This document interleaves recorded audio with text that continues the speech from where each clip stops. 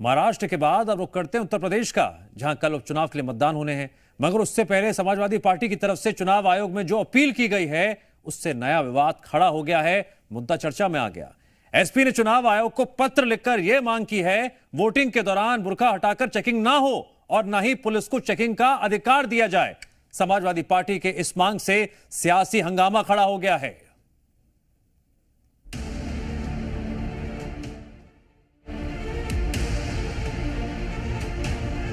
उत्तर प्रदेश की 9 विधानसभा सीटों पर उपचुनाव होने हैं, लेकिन इन 9 सीटों पर उपचुनाव की तपिश किसी विधानसभा चुनाव से कम नहीं है। नारों, दावों, वादों और आरोपों के बाद अब इस चुनाव में समाजवादी पार्टी ने नई डिमांड रख दी है। सवाल वोटिंग करने के तरीके पर उठाया गया है। मुस्लिम महिलाओं को लेकर समाजवादी पार्टी ने नया दांव चला है। महिला मुस्लिम वोटर्स को लेकर रियायत की मांग की गई है।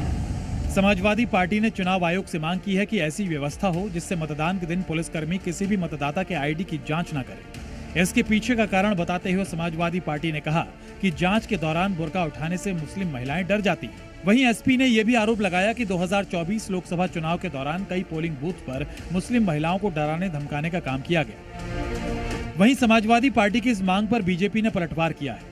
बीजेपी के फायर ब्रांड नेता गिरिराज सिंह ने इसे वोट जिहाद का एजेंडा बताते हुए समाजवादी पार्टी पर ध्रुवीकरण का आरोप लगाया है। समाजवादी पार्टी ने इस संदर्भ में चुनाव आयोग को अवगत कराए हैं, उनसे शिकायत की है। समाजवादी पार्टी को भरोसा है कि ये चुनाव निष्पक्ष होगा। समाजवादी पार्टी ने अपने कार्यकर्ताओं नेताओं के लिए हेल्पलाइन नंबर भी जारी किए हैं। हम सचेत हैं, किसी भी कोई भी घटना कहीं घटित होगी तो हम चुनाव आयोग को अवगत कराएंगे। ये वोट जिहाद कौन किया? ये वोट जिहाद अखिलेश यादव के पार्टी के नेत्री ने वोट जिहाद का नारा दिया और देश के अंदर अब समय आ गया है कि सबको एक रहना। बहरहाल ये पहली बार नहीं है जब देश की सियासत में बुर्का मुद्दा बना हो। इससे पहले लोकसभा चुनाव के दौरान हैदराबाद सीट पर यह मुद्दा गरमाया था।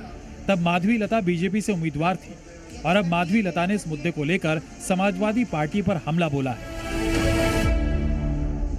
आज भारत के हर हिंदू के सामने एक मुद्दा ही नहीं, एक ऐसा सोच विचार के प्रति एक कड़क निर्णय लेने का समय आ गया है। यूपी में उपचुनाव भले ही केवल 9 सीटों पर हो रहा हो, लेकिन पक्ष और विपक्ष की साख दांव पर है। बीजेपी और समाजवादी पार्टी के बीच सीधी लड़ाई है। दोनों ही दलों ने इस चुनाव के लिए अपनी पूरी ताकत झोंक दी है। यूपी उपचुनाव में वोटिंग के लिए महज कुछ घंटों का वक्त बचा है, लेकिन 2027 यूपी चुनाव की इस प्रयोगशाला में किसका एक्सपेरिमेंट कितना सफल होगा, इसके लिए अभी थोड़ा इंतजार करना होगा। ब्यूरो रिपोर्ट, जी मीडिया।